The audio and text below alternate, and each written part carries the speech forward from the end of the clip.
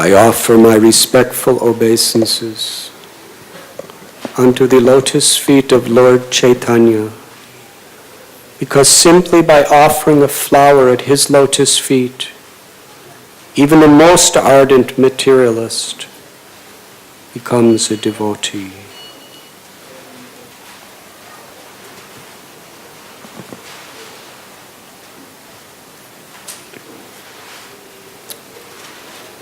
Today we are celebrating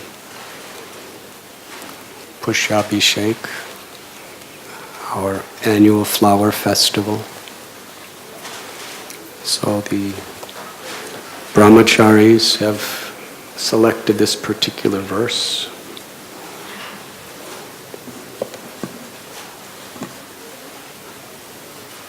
To give us a deeper sense of the profound form of meditation that you are all immersed in at this very moment.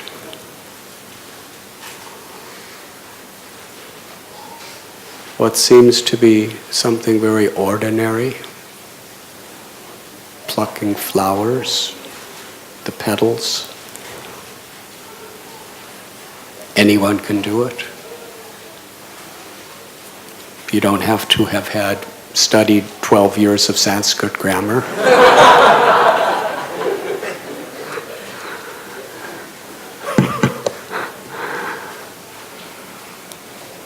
Male or female, Indian, Australian, American, Russian, African,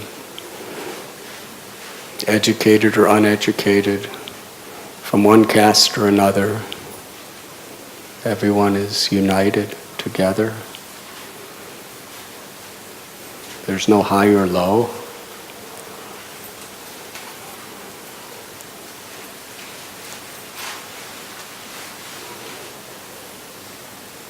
But yet, if it is done with a spirit of devotion,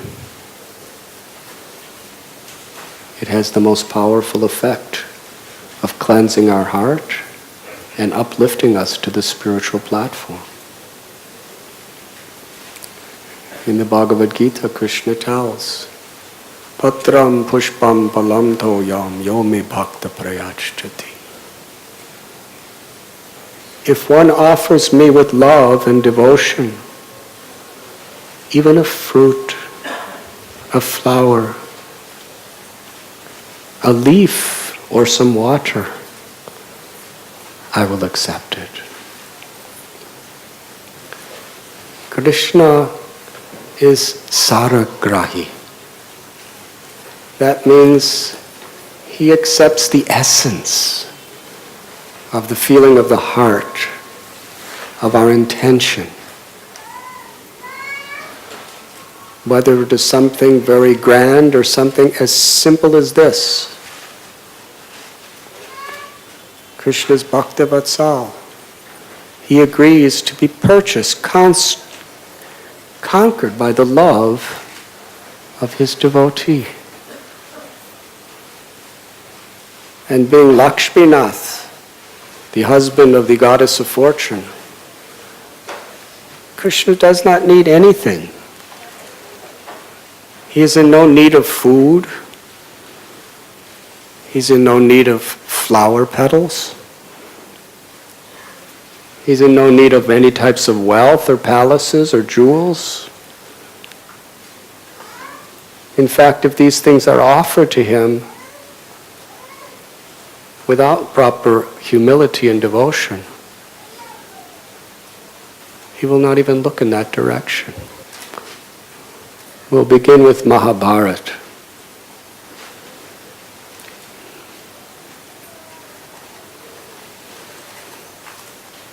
The Pandavas had just been exiled to the forest for 12 years.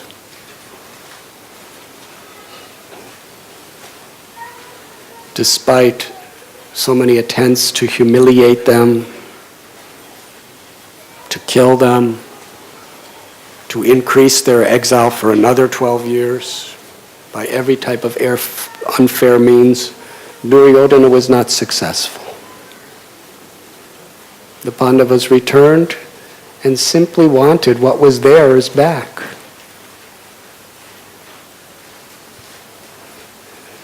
They were meant to be the rulers of the whole world. But Duryodhana convinced his father, Dhritarashtra, to banish them and usurp everything that belonged to them. Yudhisthira was so kind. He sent a message to Duryodhana. Just give us 5 villages and we'll be happy. Duryodhana rejected even that. And because of that, Duryodhana was mobilizing forces for an entire war. And the Pandavas had no choice but to respond. The armies were assembling. But Yudhisthira, so kind and gentle, he didn't want this war. Krishna did not want this war. Yudhisthira approached Krishna, who is the supreme absolute truth, who had incarnated within this world, but who was playing in such a sweet way that he accepted the role of like a younger brother, being the cousin of Yudhisthira. And he was always eager to help and serve his devotees. Yudhisthira Maharaj was very impassioned. This war will be horrible. We have to avoid it. We have to make sense, somehow or other give sense to Duryodhana. We have all tried. Everyone has tried. Krishna, you're the last hope. You're the only possibility that he may listen to you. Ask him to be a little fair for the sake of Dharma, for the sake of so many lives. Go to Hastinapur and give him this message. Krishna became the messenger of his devotee. He spoke, he's the speaker of the Vedas, the highest truths, and yet he humbles himself to be the messenger for his devotee, and later to be the charioteer for his devotee. So when Krishna was on his way to Hastinapur to offer this message of peace, the spies of Duryodhana found out that he was coming. And Duryodhana, Dhritarashtra, first of all, the father of Duryodhana, who was blind, who was actually the king at the time, he was very excited Krishna was coming. He said, let us make grand arrangements to welcome him. And they were arranging to offer him a magnificent throne to sit on, music and dance, and the most precious of all jewels and silks. And they were arranging to give him a magnificent feast. And Duryodhana was very excited about this too. When Vidura heard about it, he said, you cannot win over Krishna by your gifts. Their motivation is by giving him all these gifts, he would abandon the Pandavas and join their side. That was their motivation. They were trying to bribe God for their own selfish purposes. And just see how the mentality, the whole world is a mirror of your own consciousness. Because Duryodhana was so much thinking about himself and what he could gain, he was thinking everybody must be like that. Even God, even Krishna. Everyone has their price. We'll give him such wonderful feast. We'll give him such loving hospitality. We'll give him the most beautiful jewels in the entire world. We'll give him everything. And he'll join our side. And then the Pandavas are finished without Krishna. Vidura said, Krishna doesn't need anything you say. He will be angry as fire if you try to bribe him like this.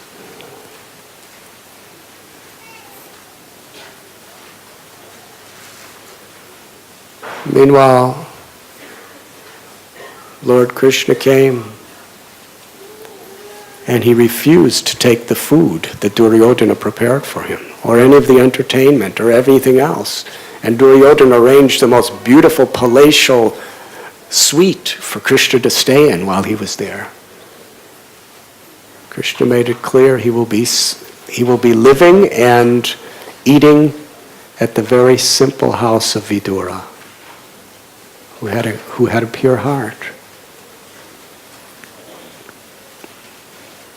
When they welcomed Krishna, they had the most magnificent throne anyone has ever seen, inlaid with jewels. There was diamonds and rubies and emeralds and sapphires, and it was inlaid with ivory and gold and silver. Krishna sat on it. Duryodhana, first thing he said, we are offering you such wonderful hospitality. Why? Why, Krishna, are you rejecting it? It is not right. Chastise. We have offered you this magnificent feast. Why you are not eating? Why you are going to Vidura's house? Krishna said, I have come for business, not for eating. I will eat after my business. I have to give a message. Duryodhana said, that is not right. When hospitality is offered, it should be accepted.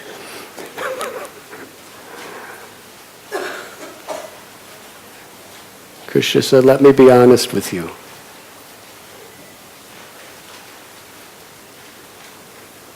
The Pandavas are your own cousins.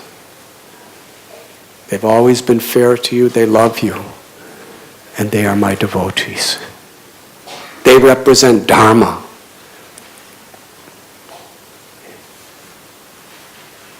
And because you hate them, because you've cheated them, because you've tried to kill them, you are my enemy. I will not eat the food of my enemy.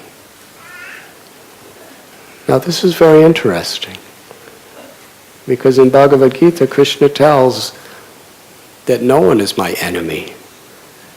I am equal to all. I am not partial. Samoham sarva bhuteshu. Every living being.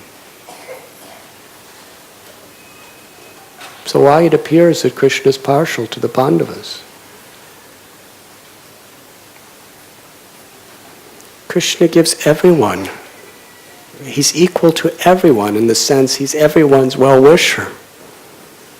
But according to how we use our free will, Krishna reciprocates accordingly.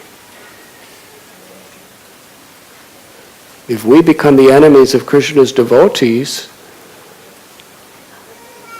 then by our free will, Krishna responds and becomes our enemy.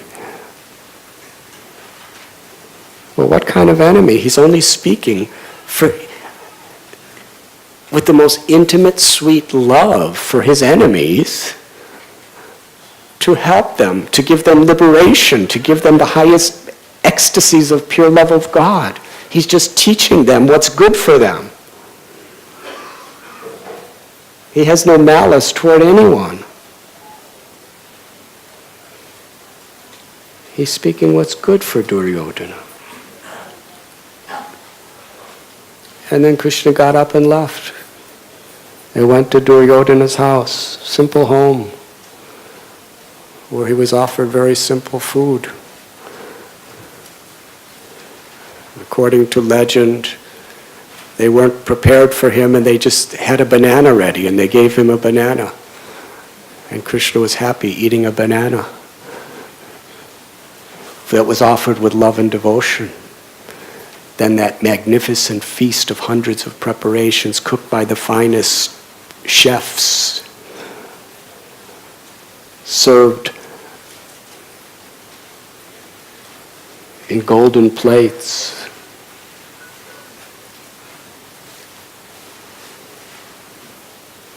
Krishna is only pleased by our devotion. Vidura told Krishna, please, you shouldn't have come to Hastinapur. They will not listen to you. They may insult you. They may do something very, very crazy. Don't go. Why are you going to speak to Duryodhana? Why are you going to see Dhritarashtra, who is under the control of his envious son? They will not listen. It will be futile. Krishna said, I know that when somebody is so envious, they can't hear good reason. But still, it is my duty to give everyone a chance. It is my duty to speak the truth, because still they have their free will. And let the world know that if there has to be the war, all the blame must be on Duryodhana, because Yudhisthira has tried everything humanly possible to stop this war, and so have I.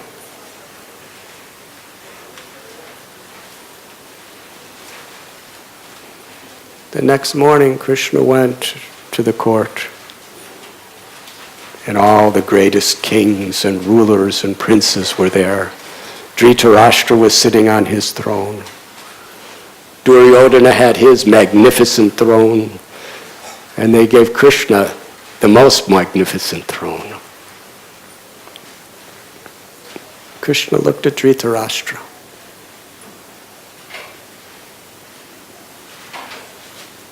Said, please, this is your last chance to end the enmity between your nephews and your sons.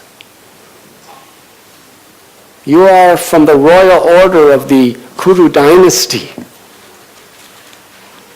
which is known throughout the ages for its integrity, its values, its moralities, and upholding of Dharma.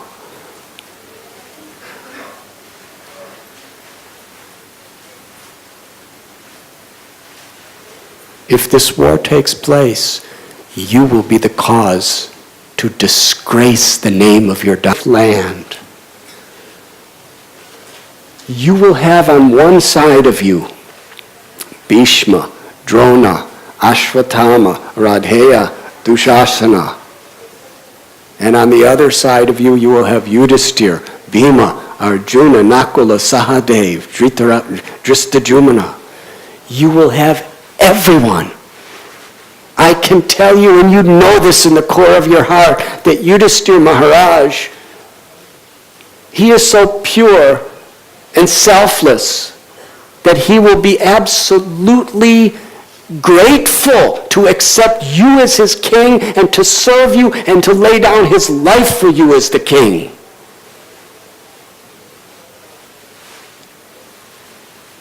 Everyone will love you. But if you don't, there will be mass bloodshed, disgrace. Do the right thing. It's all in your hands, Krishna told Dhritarashtra. Dhritarashtra was physically blind. He replied, Krishna, I know that everything you're saying is true. And I know that your mission here is one of compassion for our own benefit. But I'm helpless. Duryodhana, I've tried to explain this to him. His mother has tried to explain this to him. Vidura and Bhishma, but he won't listen. He's bent on the ruination of our whole dynasty. Please, Krishna, No use speaking to me. Speak to my son, Duryodhana. Maybe you could make sense to him. Krishna turned to Duryodhana with compassion, with love. And he praised him as being the son of such a great heritage. Just be fair to the Pandavas. They will serve with you as brothers. Yudhisthira Maharaj will immediately forgive and forget all the injustices you've done to him.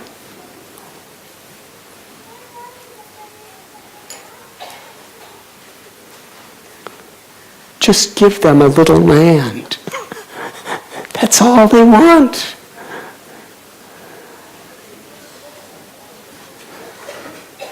Duryodhana became furious, hearing the words of Krishna. He said, Krishna, why are you bewildering everyone? Why are you speaking these lies? What nonsense! You're trying to make me the blame for this war. I am the upholder of Dharma. I will not budge from Dharma, and you are trying to make me something else? You're spreading this lying propaganda against me? This war is the Pandavas' fault, not my fault. You're saying I took everything away from them? The fact is they lost their kingdom in that dice match. Duryodhana chose to be in that dice match. He lost everything. Now it is all mine. And you want me to give it back to him? That would be a dharma for me to give back something that they have lost. Don't put the blame on me. I will not budge from dharma for anything. I will not bend my head for your irreligious purposes for any situation. I would rather lay down my life on the battlefield and die and be the food for vultures than to do what you're saying. Because you're representing irreligion.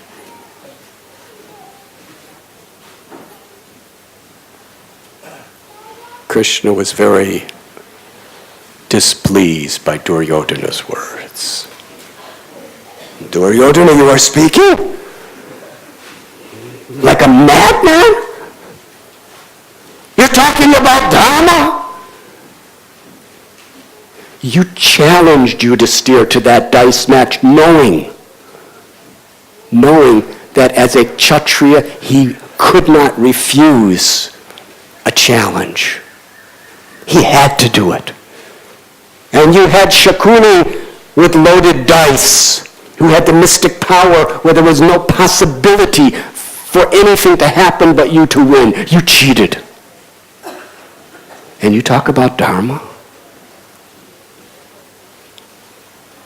All the times you tried to poison Bhima by presenting him nice cakes for his birthday which had bitter poison in them.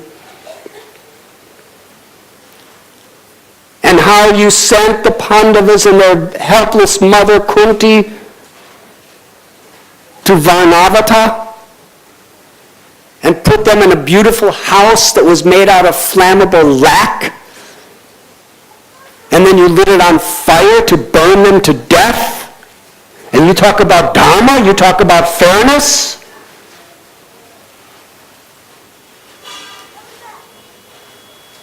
And you had Draupadi, their wife, dragged by the hair into an assembly. And you tried to, and with horrible, nasty, blasphemous words which cut her heart like razor blades. You tried to strip her naked and humiliate her. And while they were in the forest, all the lies you spread against them, and how you sent people to try to murder them, to kill them, and you're talking about Dharma? But still, Yudhisthira is willing to be your friend, to love you, to forget everything that's happened, to forgive you and work with you. Give him a little land.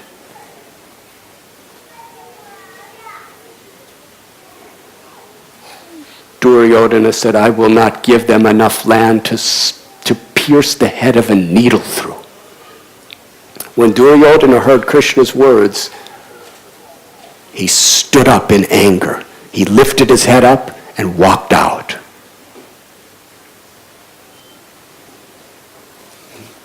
He said, I will not be insulted by these lies. And he, with his head up, in total arrogance, he walked right by Krishna and Bhishma and out of the assembly. And all of his brothers and all the kings who supported him, they all walked behind him. And practically the whole assembly room was emptied.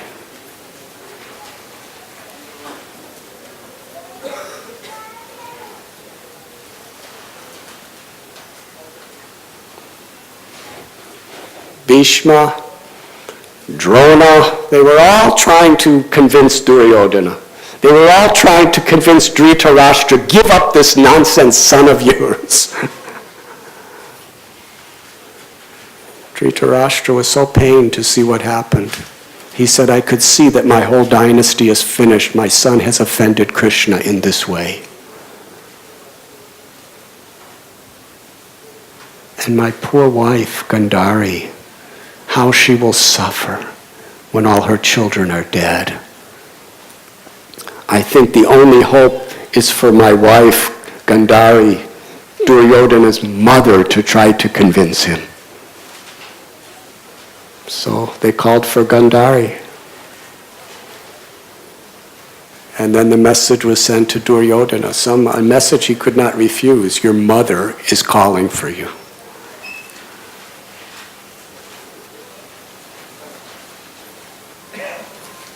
Duryodhana returned.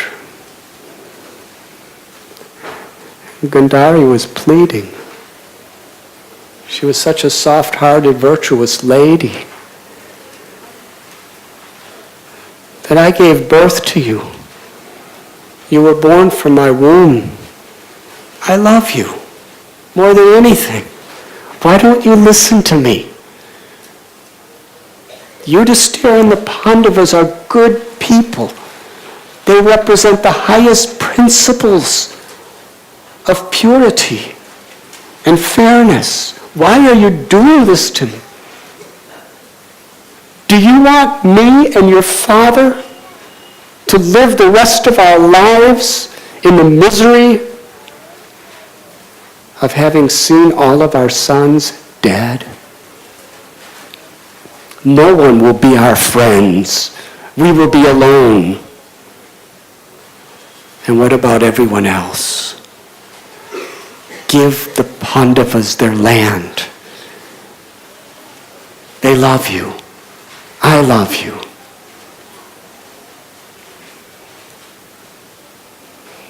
Bhishma was talking. Drona, everybody was trying to convince Duryodhana. And then Duryodhana and Dushasana began to speak right in front of Krishna and everyone. That Krishna, by his lying propaganda, he's turning everyone against us. He's turning our father and our mother and everyone. I know his plan. His plan is to convince everyone to make me a prisoner and hand me over to Maharaj Yudhisthira. But he will not gain the fulfillment of his wishes. Today, we will tie up Krishna with ropes and make him our prisoner. And then the Pandavas are finished and no one can do anything to us. This was their plan.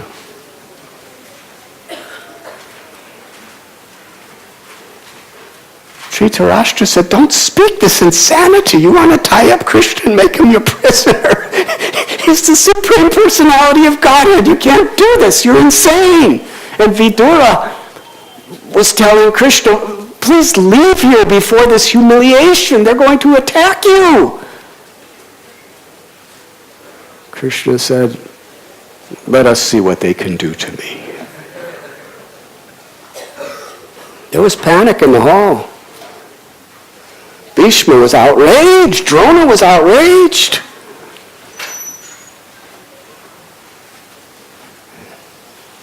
And little by little, not little by little, rapidly, more and more soldiers of Duryodhana entered into the assembly, all hell-bent on arresting Krishna, tying him up and put him in prison. As they approached, Krishna laughed.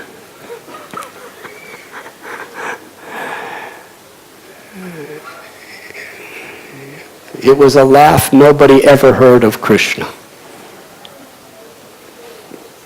They saw Krishna with angry eyes. They saw Krishna speak, but they never heard him laugh like this. It was a laugh of both sorrow and anger. Anger that Duryodhana was so envious, and he was going to cause so much death and suffering and sorrow, because Krishna loved Duryodhana as he loves every living being. Aham bija pratapitai. Krishna is the father and mother of everyone. And as the soldiers came to arrest Krishna, Krishna manifested a form that began to shine like the sun. It grew in size. It had many arms. Within that form that covered all directions were the devotees and all the... It was the universal form, the Virat Rupa. It was a magnificent form. The form of the Almighty.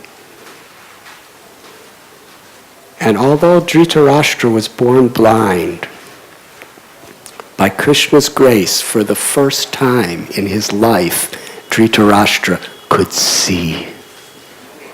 He looked upon the universal form of Krishna, so absolutely beautiful, shining like the sun, with many hands holding many, many weapons.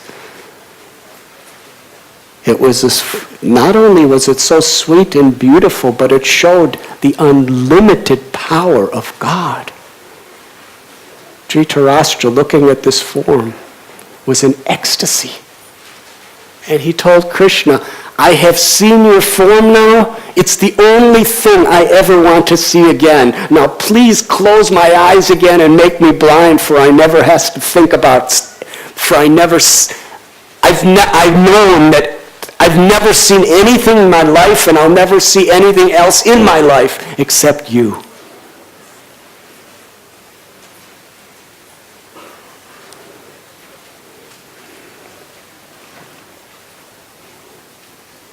The soldiers ran away, or at least stood back.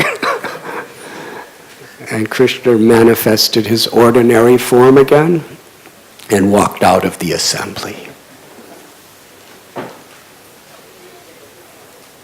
So this story is very philosophically represents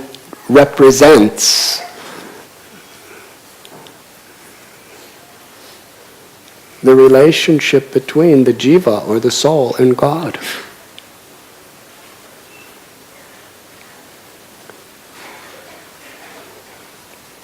Yada yada hi dharmasya glanir bhavati bharata. Krishna tells in Gita, I come to this world. I descend again and again and again. In so many avatars, prophets, incarnations. For what reason? To give us the same message that Krishna gave Duryodhana, essentially. Don't misuse your independence. Just act in harmony with Dharma. Act in devotion. I'm your father, I'm your mother. The whole spiritual world is yours.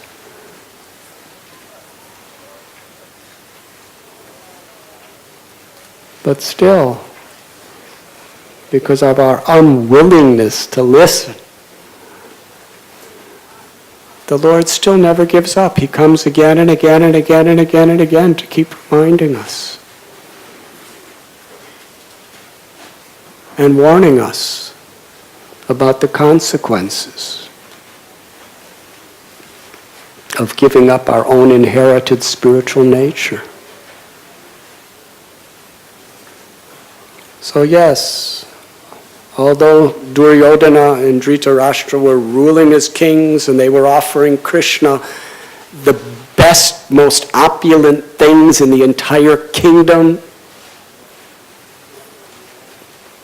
Krishna wouldn't even look at it. All he wants is our love. All he wants is for us to love each other. That's what he was saying. You are all brothers, sisters, cousins. I just want you to love each other. That will be my greatest happiness.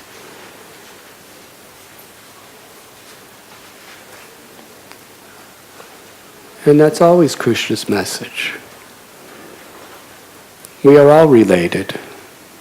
Every living entity, not only all varieties of human life, but all species of life. We're all the same family. Brothers, sisters, cousins. Krishna wants us to love each other, to cooperate with each other, to not be envious and greedy and exploit each other and hurt each other.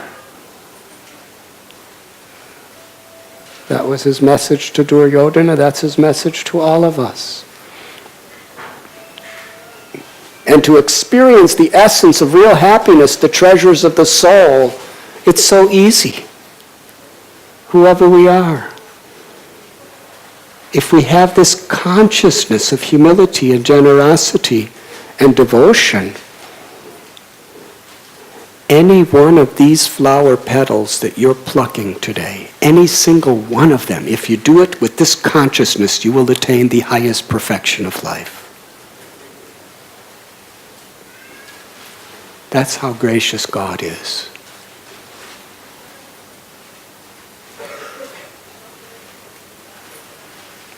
We read in the Srimad Bhagavatam 8th canto about Gajendra. He was an elephant. And Gajendra, with his whole family, he was the king of the jungles. He went on a nice holiday excursion. They came upon a very beautiful lake filled with lotus flowers. The whole lake was fragrant because the pollen of the lotus flowers were falling in the water, and the water became like nectar. And it was a very nice cooling temperature. Gajendra went into the water. Oh, it was just so pleasurable to his body. And he wanted to share it with his wife and children, so with his trunk he was magnanimously spraying them with the water, the fragrant, nectarine, cooling waters of this lake.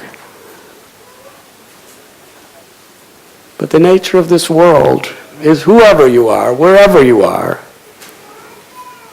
padam padam yad vipadam natesham. There could be dangers at every step.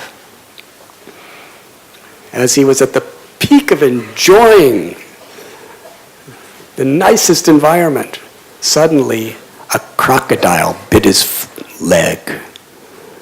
And there was a great battle between him and the crocodile.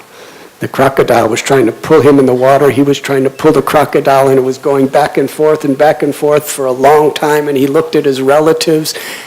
They couldn't help him. And all of his strength couldn't help him, because the crocodile, being in water, was stronger. It wasn't his place to be in water. So finally, when he was on the verge of death, he remembered his past life, where he was a king and he was a devotee. And he remembered he remembered the Supreme Lord. He forgot him his entire life as an elephant, but at this most critical juncture, at the darkest moment of his life, he remembered the Lord. And with his trunk, he plucked a single lotus flower and raised it up toward the sky. And with tears of love and affection in his eyes, he offered a beautiful prayer. It was a prayer of surrender. He was not praying, Lord, save me from death. He was not praying, Lord, save me from pain. Through that flower, he was offering the Lord his heart and his life. Do anything you want with me. I am yours. And from that one gesture of just offering one little flower with love and devotion, the Supreme Lord incarnated. He descended from the spiritual world to the scene of that place and immediately rescued Gajendra. He cut with the mouth of the crocodile off. And seeing that Gajendra really, all he wanted was the loving service of the Lord immediately sent him. First, he manifested Gajendra's original pure spiritual form from the spiritual world, his Siddhadeva. And then he sent him to Vaikuntha. Here is a person who wasted his whole life spiritually with no consciousness of God whatsoever. But in just a few seconds, he just offered a flower with genuine love and devotion. And within minutes, he was promoted to the spiritual world. Patram pushpam palam toyam.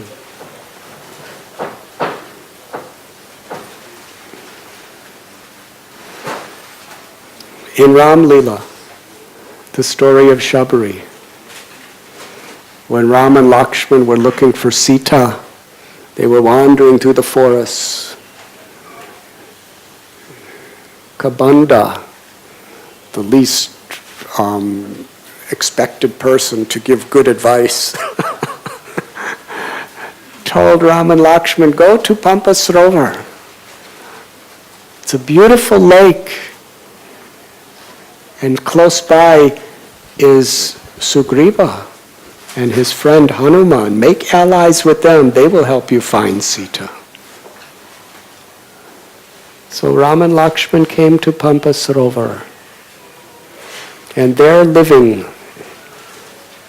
there was a little thatched hut and also a cave, was a very old, emaciated woman dressed in rough tree bark. Her name Shabari. And as far as caste, she was like from the jungles. She was considered an outcast from that designation.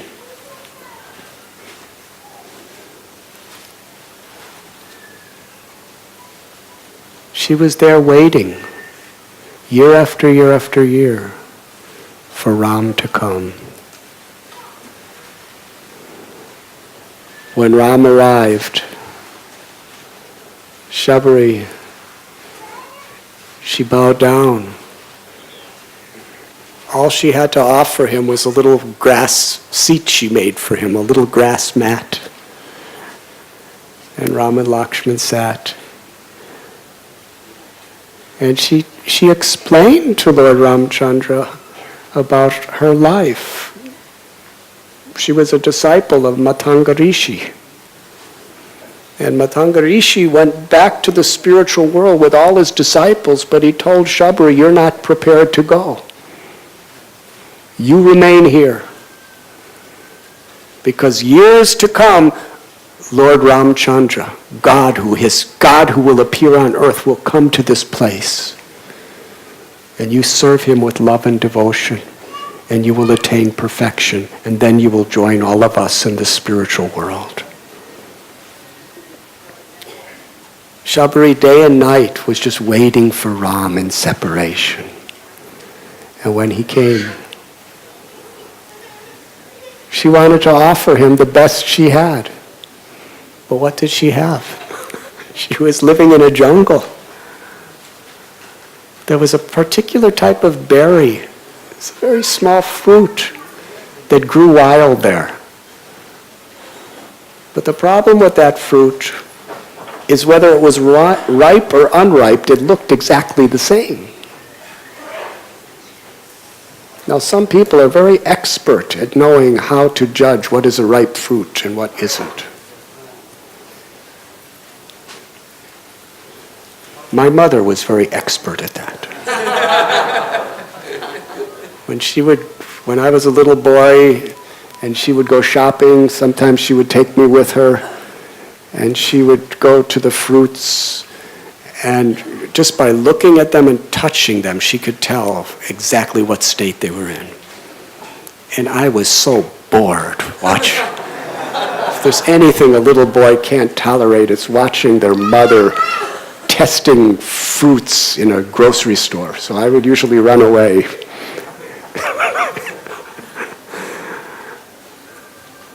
But even the best fruit tester could not tell the difference between these particular berries. So Shabari, she's sitting on the ground in the jungle. Ram's on a little grass mat, and she's taking the fruit, and she's taking a slight little bite out of each berry and tasting. And if it was sweet, she would take it out of her mouth and give it to Ram. And if it was bitter, she would throw it off to the side. She would probably eat them later, I don't know. Now, according to the principles of making offerings to the Supreme Lord, this is extremely offensive. According to the Vedic scriptures, when we cook offerings to God, we should be in the mood that it's completely for His satisfaction. Unless we're specifically preparing it, we shouldn't even be looking at the food. We shouldn't be enjoying the smells, and we should definitely not taste it. The Lord should taste it first, and then we accept His remnants. But here, she's eating them and taking them out of mouth. But Lord Ram was unlimitedly happy. Because although she was very simple and uneducated in the rules and regulations of proper ritual, she was doing it with simple-hearted love and devotion. The Lord was happier eating the saliva decorated fruits of Shabari than even someone who, like Duryodhana, preparing nice gourmet feast.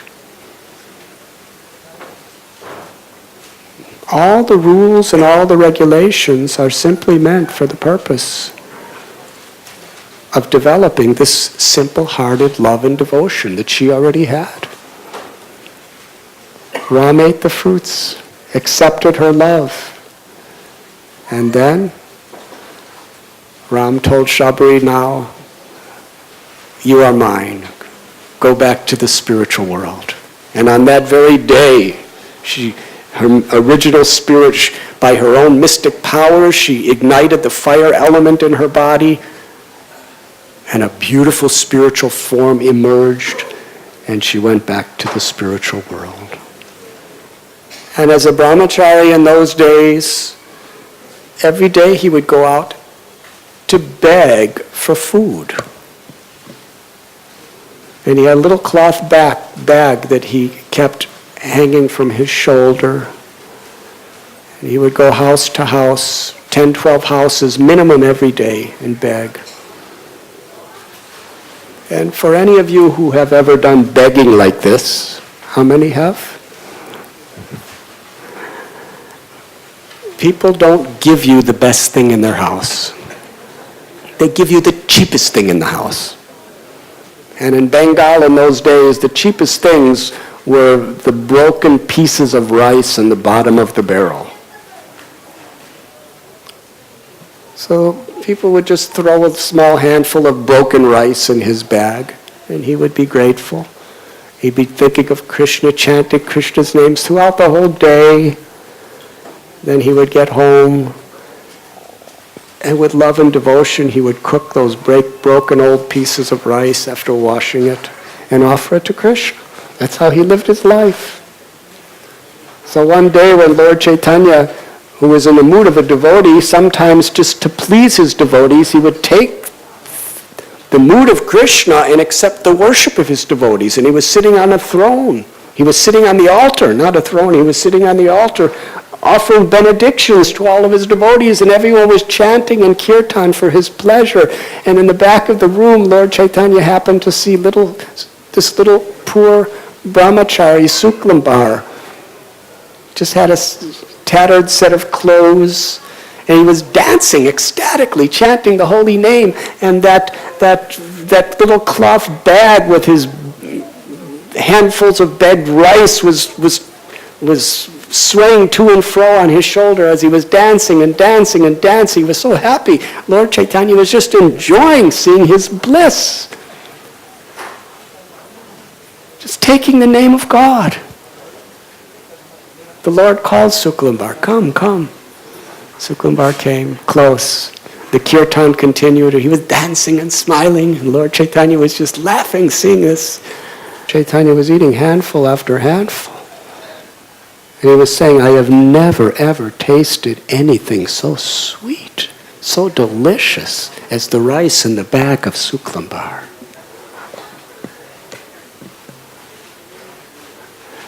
And Suklambar said, my Lord, please, this is not fit for you. And Lord Chaitanya said, birth after birth you have been a beggar, and I have been stealing your rice. He said, you do not remember, but I remember in your past birth you were Sudama Vipra, living near Dwarka. And at that time you were in so much poverty, you were practically starving, and your wife, feeling sorry for you, sent her to me, who was living in a palace in Dwarka, asking for some favor for you wouldn't starve, so you wouldn't suffer so much. And you said, Sudama Vipra said to his good wife that if I go to see Krishna, I have to offer him a gift, but we don't have it. They literally had nothing in their house. So she went out and begged and got some chipped rice. And he didn't have a proper bag for it. He just tied it in a little piece of cloth, old cloth. And he went to see Krishna in Dwarka. This poor Brahmin went through all these magnificent gates, and when he arrived, Krishna put him on his own bed. And Krishna washed Sudama's feet. Krishna worshipped him to show the world how the Lord worships those who love him.